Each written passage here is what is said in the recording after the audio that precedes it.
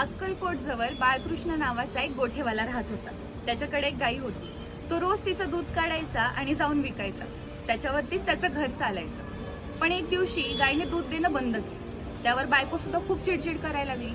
सगळं स्वामींना सोपवलं। गायीने सुद्धा दूध देणं बंद केलं। आता घर कसं चालणार? त्यावर बाळकृष्ण म्हणाला की अगं, स्वामींवर श्रद्धा ठेव, ते आपल्याला मार्ग दाखवते। आणि मग तो स्वामींना भेटायला गेला। स्वामींनी सुद्धा त्याच्याकडे बघून विचारलं, काय रे बाळकृष्ण, एवढा चिंतेत दिसतोय, काय झालं?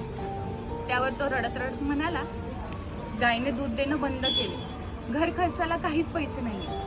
स्वामी म्हणाले की अरे, तिच्याकडे प्रेमाने पहा, ती तुला भरभरून देईल।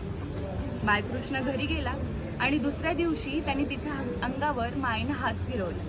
तिच्याशी प्रेमाने बोलू लागला आणि बघतो तर काय, पितळेची घागर पूर्ण भरली तरी सुद्धा दूध वाहत होतं। गावकरी सुद्धा आश्चर्याने पाहत होते।